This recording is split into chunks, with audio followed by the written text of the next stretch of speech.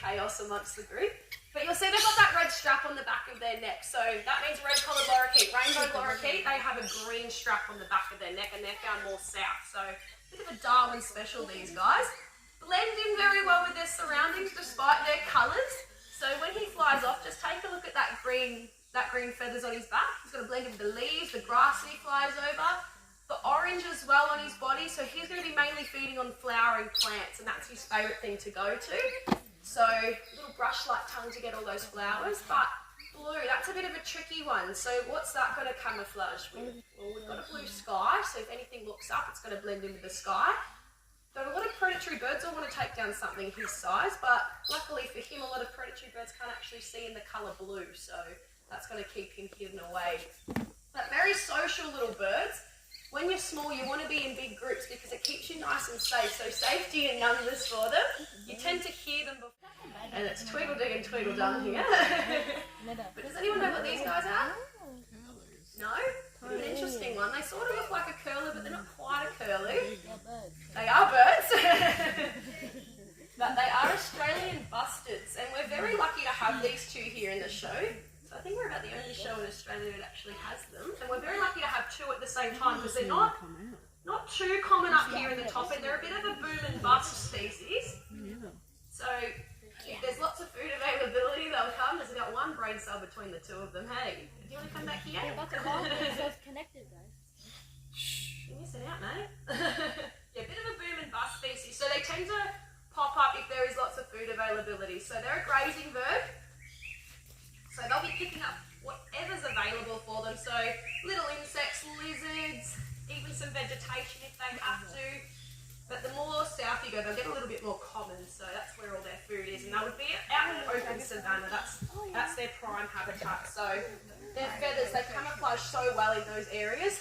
All their feathers, they're so beautiful just individually. They're like little paint splats. I shouldn't be late, mate. Hello. But yeah, our emu, probably the most famous one that we've got here. He's quite small for an emu, but he is fully grown. This is as big as he's going to get. So the reason he's so short, hotter the climate, the smaller the bird, so that means cooler body. But he can't fly, but he does have a wing. That's it there. Probably not going to be getting him too far, is it? So he can't get off the ground, so a keel is very important for flighted birds. They need that, but he doesn't have that. So back in the day, he would have had it, but lost it over time. So those legs have come in handy for him. He can run very fast, anywhere up to about 50k an hour, which is very impressive. And he's got a very big kick on him. So if someone wants to come up and try and predate on him, he'll tell them what for. So he's not too shy away from kicking. But the most impressive thing about our emus, it's their parenting style. So usually with a lot of our birds, might be a bit of co-parenting going on, or it's actually mum that does a lot of the hard work. So she'll sit on those eggs, or she might have to go out and hunt and gather for the offspring.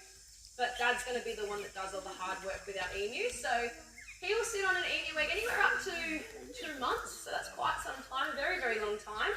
Now it's during that period which makes him very important and very dedicated. So 2 months, barely any eating, barely any drinking, barely going to the toilet as well. His job is just to look up. And that's our barn now. So this little guy here, very successful little species. They are found all over the world. The only place that they're not found is in Antarctica. And the reason for that, everywhere us humans have gone, we've released mice, not on purpose, but by accident.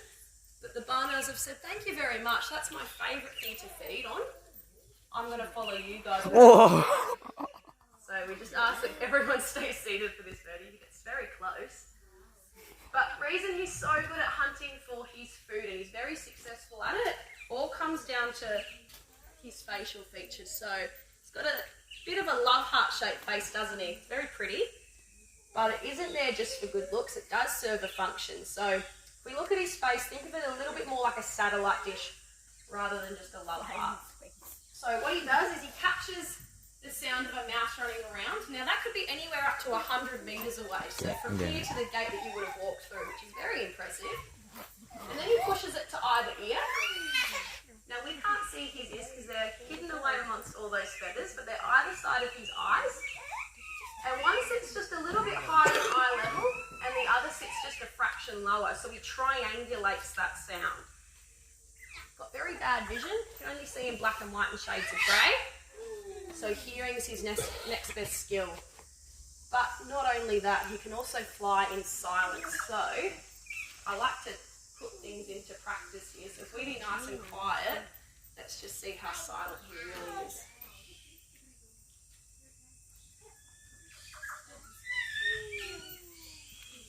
Did you do much then? No. No? We'll do one more.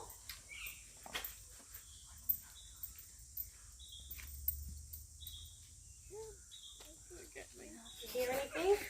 Nothing. Very, very quiet. So the reason for that silent flight, he's not a very fast flyer, so he needs to be nice and slow. So if he's slow, he's silent, sorry, I should say. So he can creep up on that little mouse. That mouse is going to have very good hearing. So if he's making noise, he's going to miss out on a feeding opportunity. But those feathers are incredibly soft. He's like a big cotton ball flying through the sky. All of his feathers, they're a little bit flayed and broken, so instead of that streamline effect like a lot of other birds have, they're not exactly smooth edges, but they're a little bit broken, so no turbulence created. So he can pounce on those mice ever so quietly and they won't even know what's happened. So they are a brilliant form of natural pest control, our little barn owls. They need up to several mice per night. So if you've got that black-breasted buzzard, has worked out just the way to do that. So what you're about to see, we didn't actually train her to do this, what we call a natural or an innate behaviour.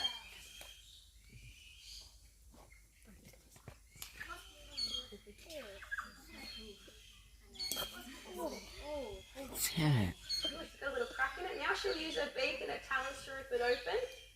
Good job. But a lot of people mistaken her for an eagle, but she's not. She's our third largest raptor. Our wedge-tailed eagle is our first. But when she flies off, take a look at those wings. She's got two white patches either side. A wedge-tailed eagle doesn't have those, even with life. And we've just been joined by our Brahminy kite. Very easy to tell apart from a lot of other kite species. Lovely white head and chest, chestnut wing and tail. But he'll hunt over the water. What have you found, mate? Oh, did you find a snail? Free-ranging, apparently. But wait for him to come back. So they will hunt on the water, but they don't want to get their feathers wet when they do it because it's not very advantageous for them. They're not waterproof. They go in the water for a dive. It's a big old swim to the edge, and let's be real, not a lot of people up here want to go swimming in water. In Darwin, there's too many crocodiles. So he needs to avoid that as well. So just getting his feet wet just to grab stuff off the surface. So little insects or small little fish that'll come to the top, he'll take them.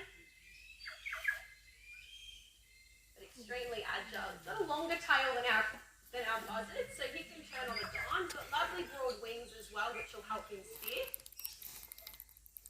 But if there's not much food available around our wetlands, he will move inland as well, especially our Brahminy kites. But there's not a lot of fish hanging around on land, is there? But there's lots of insects. And he'll take that on his own. So he's got to try and catch it while flying. But not only catching while flying, he's eating it while flying, which makes it even more special.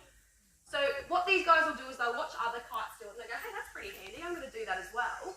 So a lot of our birds' behaviour is a learnt behaviour.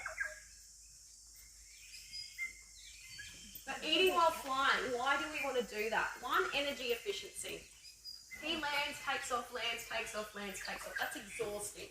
Even me thinking about it's tiring. So he needs to try and avoid that. So to stay flying. If he hits a thermal, he'll just use that breeze just to help him. Lovely broad wings will keep him lifted. But another reason that he wants to avoid landing stops other predators eating your food. So kites are very well known to steal off one another. So he needs to make sure that he gets his feet strong, powerful talons. In fact, she doesn't really have talons. She has semi-webbed feet, lovely long legs like a supermodel. And that's our black-necked stork, or our jabberoo, if you want to refer to her as that. But jabberoo is not actually an official name, it's more of a nickname for this one. So very similar to a bird in South America, but only looks similar, but not actually the same. But don't underestimate her, she's a very good little hunter and very territorial. So she's going to be feeding on a range of different things. She'll mainly eat fish, but she's not too fussy. She'll pick on lizards, baby crocodiles, even baby turtles, little ducklings if they're vulnerable. Not too fussy. But if an area of water dries up, she will take flight just like so and just move on to the next one. And lovely big beautiful wings as well, which is going to help her get pretty far.